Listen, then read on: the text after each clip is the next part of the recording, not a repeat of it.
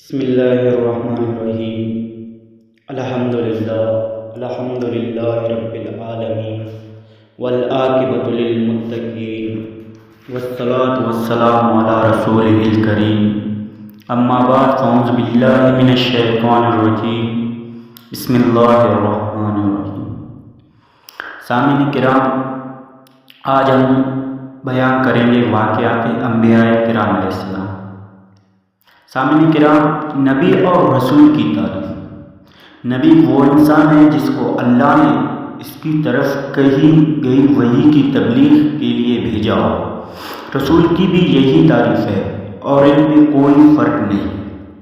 اور ایک اور یہ ہے کہ رسول وہ انسان ہے جس کے پاس شریعت ہو اور اس پر کتاب نازل کی گئی ہو، یا اس کے لیے پہلے شریعت کا کچھ حصہ منسوخ کیا گیا ہو۔ سامعین کرام، رسول اور نبی میں فرق۔ علامہ تفتازانی نبی اور رسول کی مذکورہ دونوں تعریفیں لکھنے کے بعد لکھتے ہیں، رسول نبی سے خاص ہے۔ رسول وہ جس کی اپنی شریعت ہو اور اس کے پاس کتاب ہو۔ اس پر یہ اعتراض ہے کہ حدیث میں رسولوں کی تعداد کتابوں سے زیادہ بیان کی گئی ہے، اس لیے رسول کی تعریف میں یہ تعویل کی گئی ہے کہ اس کے پاس کتاب ہو یا سابق شریعت میں سے کچھ احکام اس کے لیے مخصوص کیے گئے ہوں، جیسے حضرت یونس علیہ السلام۔ سامعین کرام، انبیاء کرام رسولان اعظام کتابوں اور صحائفوں کی تعداد۔ حضرت ابو ذر رضی اللہ عنہ بیان کرتے ہیں کہ میں نے عرض کیا، یا رسول اللہ صلی اللہ علیہ وسلم، انبیاء کتنے ہیں؟ آپ صلی اللہ علیہ وسلم نے ارشاد فرمایا، 1,24,000۔ میں نے عرض کیا، یا رسول اللہ، رسول کتنے ہیں؟ آپ صلی اللہ علیہ وسلم نے فرمایا، 313 جمع غفیر ہے۔ میں نے کہا، بہت اچھے ہے یا رسول اللہ، پہلا نبی کون ہے؟ آپ صلی اللہ علیہ وسلم نے فرمایا، آدم۔ میں نے عرض کیا، یا رسول اللہ صلی اللہ علیہ وسلم، کیا وہ نبی مرسل ہے؟ آپ نے فرمایا، ہاں، اللہ تعالیٰ نے ان کو اپنے ہاتھ سے بنایا ہے اور ان میں اپنی پسندیدہ روح پھونک کی ہے، پھر ان کو اپنے سامنے بنایا۔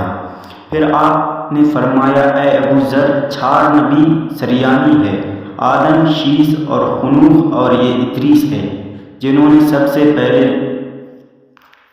قلم سے خط کھینچا، اور نوح اور 4 عرب ہے، ہود، صالح، شعیب اور صحیفے، 4 کتابیں۔ شیس پر 50 صحیفے نازل کیے گئے، خنوخ پر 10 صحیفے نازل کیے گئے، ابراہیم پر 10 صحیفے نازل کیے گئے، اور حضرت موسیٰ علیہ السلام پر تورات سے پہلے 10 صحیفے نازل کیے گئے ہیں، اور تورات، انجیل، زبور اور فرقان کو نازل کیا گیا۔ نبی کی شرائط کا بیان۔ علامہ ابن حمام نے نبی کی درجہ ذیل شرائط بیان کی ہے۔ نبی کا مذکر ہونا شرط ہے کیونکہ مؤنث وہ ناقص ہے، لہذا کوئی عورت نبی نہیں ہو سکتا اور نہ پہلے ہوئی۔ عقل اور خلقت کے اعتبار سے نبی اپنے زمانے میں سب سے کامل ہو، لیکن یہ کمال بعث کے وقت ضروری ہے کیونکہ بعثت سے پہلے حضرت موسیٰ علیہ السلام کی زبان میں لکنت تھی، جیسا کہ قرآن مجید میں ہے کہ انہوں نے بعثت کے وقت لکنت کے ازالے کے لیے دعا کی۔ ذہانت اور راہی کی درستگی کے اعتبار سے وہ سب کامل ہو، کیونکہ نبی پوری قوم کے معاملات کا منتظم اور ان کی مشکلات کا مرجع ہے۔ نبی کے آباء و اجداد میں کوئی ایسا وصف نہ ہو جس کی وجہ سے ان کو حقیر سمجھا جاتا ہو، اور اس کی ماں کی عفت اور پارسائی پر تہمت نہ ہو۔ نبی کا دل سخت نہ ہو، کیونکہ انسان کے جسم کی سلامتی کا مدار اس کے دل پر ہوتا ہے۔ نبی میں کوئی ایسی جسمانی بیماری عیب نہ ہو جس سے لوگ متفکر ہوتے ہو، جیسے برص، جذام۔ وہ وقار کے خلاف اور معیوب کام کرتا ہو، جیسے بازاروں میں راستہ چلتے ہوئے کسی سے چیز کھانا جو پیشے لوگوں میں مشکوک سمجھے جاتے ہو، جیسے حجابت کرنا۔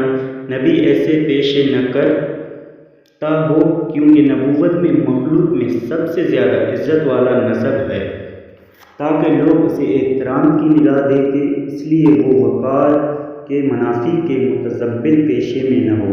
اعلان نبوت سے پہلے اور اعلان نبوت کے بعد وہ کفر سے بالا جمع ہو، معصوم ہو۔ نبی کے صدق کو ظاہر کرنے کے لیے معجزہ کا اظہار بھی شرط ہے۔